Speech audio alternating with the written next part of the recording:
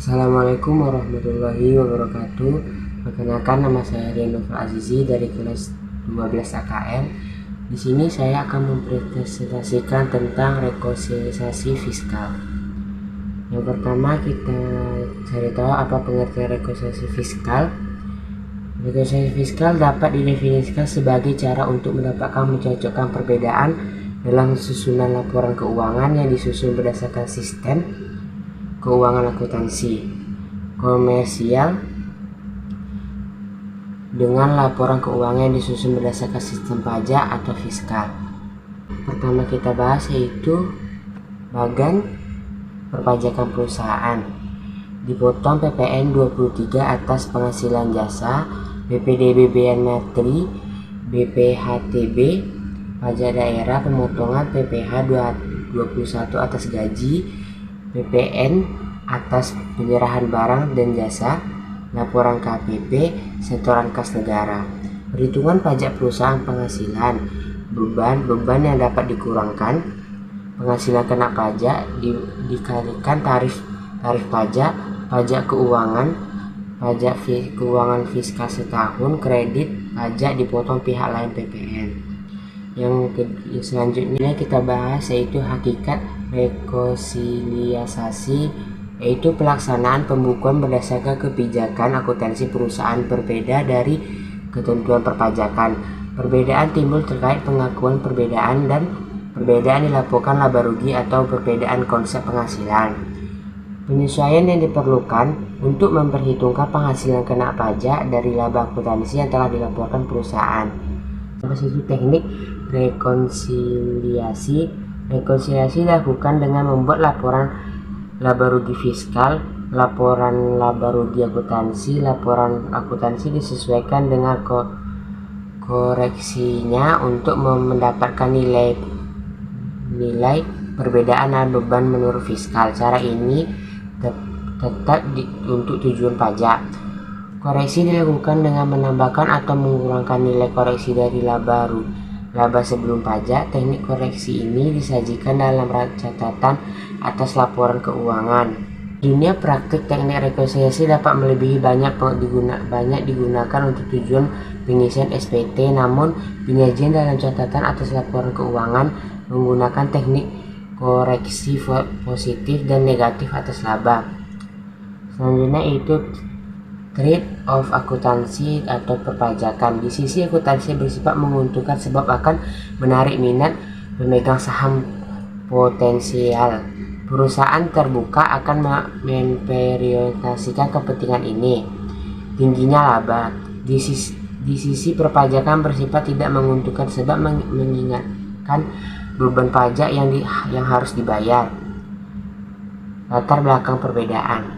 Akuntansi dan pajak ditetapkan oleh otoritas perbedaan dengan tujuan berbeda. Perbedaan antara akuntansi dan perpajakan tidak hanya terjadi di Indonesia namun juga di negara lain. Penelitian pajak terkait book tax gap dibagi menjadi 3, yaitu apa penyebab BGT, apa akibat terjadi BGT, presentasi laba, presentasi return, nilai informasi, dan BGT. Apa BGT dapat dianggap sebagai alat untuk melakukan earning management. Selanjutnya kita bahas itu rangka perbedaan. Di atas ini dibagi menjadi 4, yaitu PSAK, akuntansi, undang-undang pajak, undang-undang dan pajak, perbedaan, permanen, temporer, penelitian, box step, executive tax rate, dan pajak tanggungan aktivitas uang, perbedaan pendapatan. Macam-macam perbedaan itu dibagi menjadi 2, yaitu berdasarkan sifat dan berdasarkan jangka waktu. Berdasarkan sifat dibagi menjadi 2, yaitu positif meningkat penghasilan kena pajak atau PKP, negatif bersifat mengurangi PKP, dan berdasarkan jangka waktu dibagi juga menjadi 2, yaitu temporer menggunakan akibat perbedaan waktu pengakuan namun akan berujung pada hasil akhir serupa. Yang kedua yaitu permanen, merupakan perbedaan ini tidak akan terserupakan seiring waktu. Selanjutnya kita bahas yaitu langkah penyesuaian perbedaan.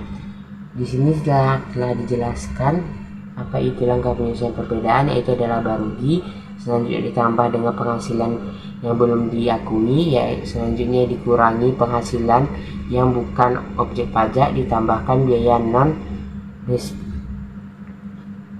deductible, dikurangi biaya deductible yang belum dibebankan, dikurangi penghasilan yang dikenakan PPh atau final, ditambah biaya menjadi 3M penghasilan final. Penghasilan kena pajak atau PKK, menghitung beban pajak kini, mencatat pajak tangguhan.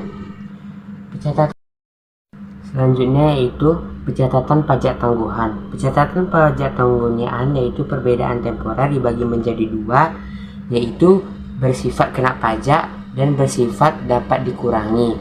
Bersifat kena pajak dibagi lagi menjadi dua, yaitu memunculkan perbedaan pajak tangguhan di laporan laba rugi. Yang kedua itu memunculkan liabilitas pajak tangguhan di laporan posisi keuangan. Bersifat dapat pajak dikurangi dibagi menjadi dua lagi, yaitu memunculkan manfaat pajak tangguhan di laporan laba rugi, memunculkan aset pajak tangguhan di laporan posisi keuangan.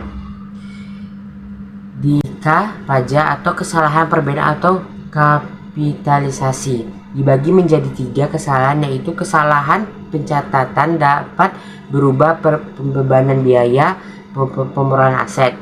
Seharusnya pengeluaran atas pemerolehan aset dikapitalisasi dan tidak dibebani. Perbedaan akibat kesalahan ini bersifat temporer, sebab seiring berjalan waktu aset yang dikapitalisasi akan dibebankan secara bertahap melalui beban penyusutan. Selanjutnya itu laporan keuangan dan laporan fiskal. Laporan keuangan dan laporan fiskal itu laporan keuangan yaitu dipergunakan sebagai acuan pembuatan laporan fiskal setelah dilakukan rekonsiliasi atau koreksi. Laporan fiskal disampaikan sebagai catatan dalam laporan keuangan sekaligus menjadi dasar pengungkapan komponen tertentu. Selanjutnya kita bahas yaitu rincian item rekonsiliasi penghasilan bukan objek pajak. Pasal 4 ayat 3 UU PPh. Yang A yaitu bantuan atau sumbangan keagamaan bersifat wajib. Yang B itu hibah diterima keluarga, badan keagamaan, pendidikan sosial. Yang C itu warisan. Yang D itu harta sebagai pengganti pernyataan modal. Yang E itu natura. Yang F itu klaim asuransi WP atau OP. Yang G itu dividen dari laba ditahan atas kepemilikan 25%. Yang H itu iuran diterima dana pensiun. Yang I itu penghasilan investasi oleh dana pensiun. Yang J bagian laba diterima anggota persekutuan. Yang K itu di bagian laba diterima perusahaan modal Vertura. Yang L itu beasiswa. Yang M itu sisa lebih diterima dana pendidikan atau litbang nirlaba yang ditanamkan kembali. Yang N itu bantuan dibayarnya BPJS. No deductible expense pasal 9 ayat 1 UU PPh. Yang H itu bagian laba. Yang B itu bagian untuk kepentingan pribadi. Yang C itu pembentukan dana cadangan kecuali usaha tertentu. Yang D itu premi asuransi dibayar WP atau OP. Yang itu natura kecuali akibat tuntutan kerja atau makan bagi semua karyawan. Yang F itu jumlah melebihi kewajaran atas hubungan istimewa. Yang G itu harta yang dihibahkan, bantuan atau sumbangan selain yang dikecualikan. Yang H pajak penghasilan. Yang I gaji anggota persekutuan. Yang J saksi administrasi dari pidana pajak. Yang kita bahas yaitu penghasilan dikenakan PPh atau final. Pasal 4 ayat 2 UU PPh. Bunga deposit tabungan, obligasi dan surat uang negara. Bunga simpanan koperasi yang diterima WP atau OP. Hadiah undian, penghasilan dari transaksi saham, sekuritas dan pernyataan modal lainnya. Penghasilan pengalihan tanah dan atau bangunan. Penghasilan usaha jasa konstruksi dan real estate. Penghasilan sewa tanah dan atau bangunan, penghasilan tertentu lainnya diatur PP. Baiklah, itu saja yang bisa saya sampaikan. Lebih kurang saya mohon maaf. Wabillahi taufiq hidayah. Assalamualaikum warahmatullahi wabarakatuh. Bye.